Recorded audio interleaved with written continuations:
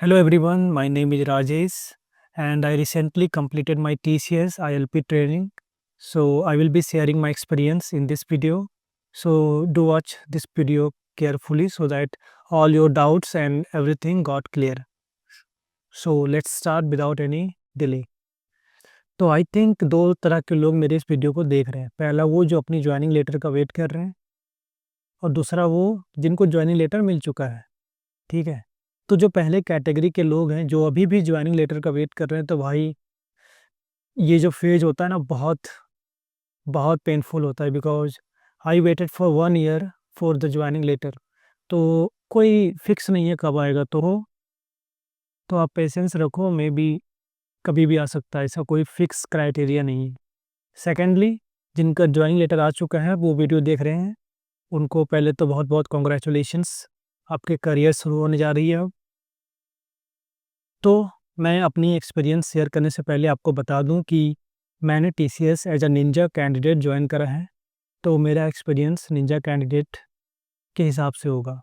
मैं आपको ये बता दूं कि निंजा कैंडिडेट्स जो होते हैं उनका आईएलपी ट्रेनिंग जो होती है वो 3 महीने की होती है, अप्रॉक्सीमेटली 12 वीक्स। तो मैं उस हिसाब से आपको अपना एक्सपीरियंस शेयर करूँगा। तो जो आपका पहला 2 दिन होता है ट्रेनिंग के, ऑफ़िस के जो पहले 2 दिन होते हैं वो आपका इंडक्शन कहलाता है। इंडक्शन में ज़्यादा कुछ होता नहीं है, आपको टीसीएस के बारे में बताए जाते हैं। बेसिकली आपको टीसीएस के बारे में सारी चीज़ें बताई जाएँगी और ये 2 दिनों में आपको ये भी बताया जाएगा कि आगे ट्रेनिंग में क्या-क्या होने वाला है आपके बैच के साथ। तो सारी इन्फॉर्मेशन ये 2 दिन जो इंडक्शन चलेगा आपका, इसमें बताई जाती है। हमारे साथ भी ऐसा ही हुआ था। कुछ स्पीकर्स आएँगे टीसीएस से जो टीसीएस के बारे में वैल्यू, एथिक्स एंड ऑल वो बताएँगे। तो ये हैं आपके 2 दिन। और हाँ, एक ख़ास बात तो बताना मैं भूल ही गया। आपको जब पहला दिन होगा इंडक्शन का, that is first day of your joining, उस दिन का जो लंच है वो एज़ अ ट्रीट आपको टीचर्स के द्वारा दी जाएगी। हमारे स ऑफ़िस में तो हुआ था, मोस्टली सारे ऑफ़िसेज़, सारे लोकेशंस पे होते हैं कि जो फर्स्ट डे होता है हमारा टीसीएस का, उस दिन आपका लंच टीसीएस की तरफ से करवाया जाता है। रेस्ट ऑफ द डे आपको लंच अपने खुद के पैसे से करने होंगे। तो ये 2 दिन हैं, ठीक है? तो मोटा-मोटी ये जो फर्स्ट 2 दिन होते हैं इंडक्शन के, उसमें आपको बताया जाता है कि ट्रेनिंग कैसे होगी, क्या करना है, कैसे नहीं करना है। आपके आईडी कार्ड के लिए फ़ोटो ली जाएँगी और हाँ, इसी 2 दिनों के बीच में आप जब लंच करने जाओगे तो आप अपना सैलरी अकाउंट खुलवा सकते हो, so don't worry about that. तो ये रहा आपका पहला 2 दिन। अब जो आपका तीसरा दिन रहेगा, 2 दिन के इंडक्शन के बाद आपका जो तीसरा दिन होगा, वो ऑफ़िशियली आपकी ट्रेनिंग स्टार्ट हो चुकी होगी उस टाइम। अब उसमें क्या होगा कि शुरू के जो 2 वीक्स हैं, शुरू के 2 वीक्स में आपको मैंडेटरी आई-वॉल्व कोर्सेज़ करने होंगे।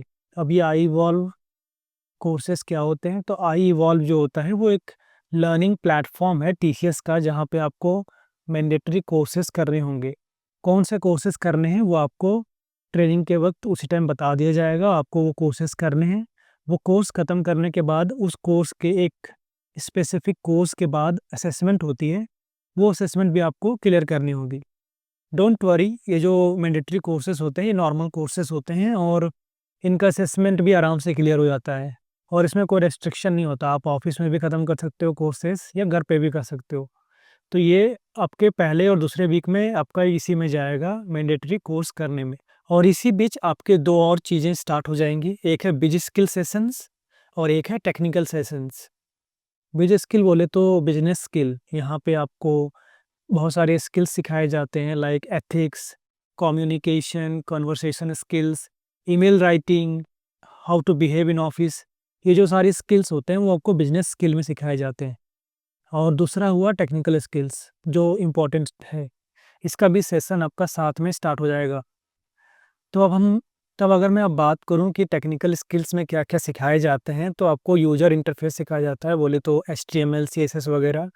फिर आपको Unix, SQL, JDBC, Java, angular, ये सब आपको सिखाए जाते हैं और साथ में स्प्रिंग बूट भी सिखाया जाता है। अब मैं ये बताना भूल गया कि ये आईएलपी ट्रेनिंग होती क्यों है हमारी। तो as we know that ILP training हमें इसलिए दी जाती है ताकि हमें वो तैयार कर सकें प्रोजेक्ट के लिए, ठीक है? इसीलिए ये ट्रेनिंग दी जाती है हमें, जहाँ पे हमको बेसिक नॉलेज सिखाई जाती है जो हमें किसी भी प्रोजेक्ट में ज़रूरत पड़ सकती है। तो जैसा कि मैंने कहा कि ये जो हमारी ट्रेनिंग होती है वो 3 महीने की होती है निंजा कैंडिडेट के लिए।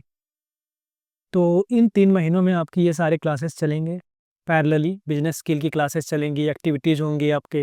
ये फ़न टू डू एक्टिविटीज़ होते हैं, तो ज़्यादा स्ट्रेस लेने वाली बातें होती नहीं हैं। इसी बीच में आपको कुछ लिंक्डइन कोर्सेज़ भी करने होंगे, वो भी हो जाता है नॉर्मली, ठीक है? असेसमेंट देने होंगे, वो सारे क्लियर हो जाते हैं, nothing to worry about. But जो मेन चीज़ होता है हमारी इस ट्रेनिंग का, वो होता है असेसमेंट। मैं अब उसकी बात करूँगा। हमारे जो निंजा ट्रेनिंग होती है, उसमें असेसमेंट होते हैं, और वो सबसे मेन चीज़ होता है। अगर आपको ट्रेनिंग से रिलीज़ होना है, ट्रेनिंग फिनिश करनी है, कंप्लीट करनी है, तो ये 2 असेसमेंट आपको एनी हाउ क्लियर करने होंगे, ठीक है? आपको ये है कि आपको numerous amount of like attempts दिए जाएँगे। आप एक बार फेल हो गए तो दूसरा, तीसरा अटेम्प्ट्स दिए जाएँगे। ये डिपेंड करता है आपके टेक्निकल जो सुपरवाइज़र है उस पे। तो लेकिन ये है कि अगर आप इसे क्लियर कर पाओगे, इसे क्लियर करोगे, तभी आपको आईएलपी ट्रेनिंग जो होती है उससे आपको रिलीज़ करेंगे, ठीक है? अब ये 2 असेसमेंट क्या-क्या होते हैं वो मैं आपको अच्छे से बताता हूँ, ठीक है? तो हमारा पहला होता है केस स्टडी और दूसरा होता है पीआरए। पीआरए बोले तो प्रोजेक्ट रेडीनेस असेसमेंट, और एक होता है केस स्टडी। तो मैं पहले केस स्टडी तो केस स्टडी का सिंपल मतलब ये है कि जब आपका बैच आएगा, तो उस बैच को ग्रुप्स में डिवाइड किया जाता है शुरुआत में। इस केस स्टडी के लिए उस ग्रुप्स में आप 6 से 8 मेंबर्स हो सकते हो। उन 6 से 8 मेंबर्स में हर एक ग्रुप को एक केस स्टडी दी जाती है। अब ये केस स्टडी क्या होता है? तो आपको जो-जो टेक्निकल स्किल्स मैंने बताए थे, जो सिखाए जाते हैं like UI, HTML, CSS, angular, Spring boot, JDBC and all, उस सारे नॉलेज का यूज़ करके आपको एक प्रोजेक्ट बनानी होती है इस ग्रुप्स में, और ये आपको पहले ही दे दिया जाता है, लाइक 3rd और 4th वीक में दे दिया जाता है प्रोजेक्ट, और ग्रुप बना दिया जाता है। और लाइक ये आपको 3rd या 4th वीक में ही आपको ग्रुप में डिवाइड कर दिया जाएगा, और ये किस केस स्टडी पे आपको काम करना है वो भी पहले ही बता दिया जाएगा। तो ये हमारा केस स्टडी है। मैं आपको कुछ एग्जांपल बताता हूँ जो केस स्टडी में होते हैं। बेसिकली वो मैनेजमेंट सिस्टम बनाने होते हैं, like electricity management, parcel management, airline management, like this. ये इनमें लाइक ऐसे ही कोई मैनेजमेंट सिस्टम आपको बनाने होंगे, और डोंट वरी, अकेले नहीं बनानी, ये ग्रुप में बनानी है। तो ये आपको दिया जाएगा, और इसे क्लियर करने के लिए क्या है कि आपको एक वर्किंग प्रोजेक्ट बनाना है। लाइक अगर आपको पार्सल मैनेजमेंट दिया गया है, तो सारे बिजनेस लॉजिक्स उसमें होने चाहिए। एक रियल में जैसा पार्सल मैनेजमेंट होता है सिस्टम, पार्सल मैनेजमेंट सिस्टम, वो सारे फीचर्स आपके इस एप्लीकेशन में, वेबसाइट में होने चाहिए। तो ये आपका केस स्टडी है। इस केस स्टडी को आपका रिव्यू किया जाएगा। आपके जो टेक्निकल सुपरवाइज़र है वो प्रॉपर आपको लाइक शेयर करना पड़ेगा। वो प्रॉपर आपको जो प्रोजेक्ट है उसको सारे बिज़नेस जो लॉजिक्स हैं वो चेक करेंगे, एंड देन अगर सब सही मिला तो आपसे कुछ सवाल करेंगे अपने ग्रुप के मेंबर से, ताकि जानने के लिए कि सबका कंट्रीब्यूशन है और सब जानते हैं। ये आपका केस स्टडी है। देन आपको इसमें वो असेसमेंट में पास करेंगे, ठीक है? ये रहा केस स्टडी। अब दूसरा आते हैं PRA. PRA means project readiness assessment. अब पीआरए क्या होता है? इसमें आपकी कोडिंग स्किल और जो टेक्निकल स्किल है वो चेक किए जाते हैं, ठीक है? और ये इंडिविजुअल होती है, हर एक बंदे को देना होता है पीआरए, और हर एक बंदे को क्लियर करना होता है। पीआरए असेसमेंट में 2 सेक्शन होते हैं। पहला जो सेक्शन होता है उसमें 30 एमसीक्यू होते हैं। वो एमसीक्यू किस-किस टॉपिक्स पे हो सकते हैं? जो स्किल्स आपको सिखाई गई है, जैसा मैंने पहले कहा। वो स्किल्स क्या-क्या थी? Like HTML, CSS, Unix, SQL, JDBC, Java, Angular, Spring Boot, ServiceNow, ये सारी चीज़ें जो सिखाई गई हैं, इनसे सारे मिक्स क्वेश्चन आते हैं, 30 क्वेश्चन। और दूसरा जो सेक्शन होगा वो होगा coding question, Java coding question. अब जावा कोडिंग क्वेश्चन में 2 क्वेश्चन आते हैं, एक सिंपल क्वेश्चन होता है और एक थोड़ा-सा मीडियम टू टफ लेवल का क्वेश्चन होता है। जैसा आपने आईपीए एग्ज़ाम में करा था, जब आपने टीसीएस का एग्ज़ाम दिया था हायरिंग के टाइम पे, वैसे ही 2 जावा क्वेश्चन होते हैं, एक सिंपल और एक लिटिल कॉम्प्लेक्स, ठीक है? तो ये असेसमेंट आपको क्लियर करनी होगी, ठीक है? PRA and case study. अगर आपकी केस स्टडी और पीआरए कंप्लीट हो गई, then you will be released from ILP training. आप सक्सेसफुली क्लियर कर दोगे अपनी आईएलपी ट्रेनिंग, और आपको ट्रेनिंग से रिलीज़ कर दिया जाएगा। So this was the process and everything about ILP training, कि क्या-क्या हुआ था हमारे इधर आईएलपी ट्रेनिंग में, ठीक है?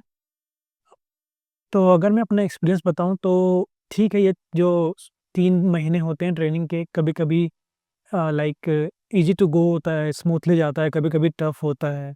Like you have to give assessments and all, तो थोड़ा-सा टफ लगता है, थोड़ा-सा लाइक स्ट्रेस होता है, लेकिन you will get through it if you have little bit knowledge about spring boot and all, you will B get through it smoothly. तो अब आपको सवाल आ रहा होगा कि ट्रेनिंग से रिलीज़ होने के बाद क्या होगा? क्या प्रोसेस होती है प्रोजेक्ट की? तो मैं रिसेंटली अभी रिलीज़ हुआ ट्रेनिंग से, ठीक है? तो मैं आपको बता दूँ कि उसके बाद आपको ट्रेनिंग से रिलीज़ होने के बाद आपको रिपोर्ट करना होता है आरएमजी को। आरएमजी एक डिपार्टमेंट होती है जो रिस्पॉन्सिबल होती है प्रोजेक्ट एलोकेशन में। लाइक आपको प्रोजेक्ट देने के लिए वो रिस्पॉन्सिबल होती है, तो वहाँ पे आपको रिपोर्ट करना होता है। वहाँ पे आप रिपोर्ट करोगे डिपार्टमेंट में, तो आपको एक पर्सन असाइन किया जाएगा जिसका रिस्पॉन्सिबिलिटी यही होगा कि आपको अच्छे प्रोजेक्ट मिले। उसके बाद आपके इंटरव्यू होंगे, लाइक किसी प्रोजेक्ट का मैनेजर होगा, वो कॉल करेगा या बुलाएगा, इंटरव्यू लेगा आपका, and you will get the project. So this is the simple process of training and what will happen after training. So still, if you have any question about joining, pre-onboarding, post-onboarding, anything about TCS, you just write it in comment section. I will try to answer it. That is all for the video, and since this is a new channel, so please do subscribe to this channel and also like the video. Thank you for watching.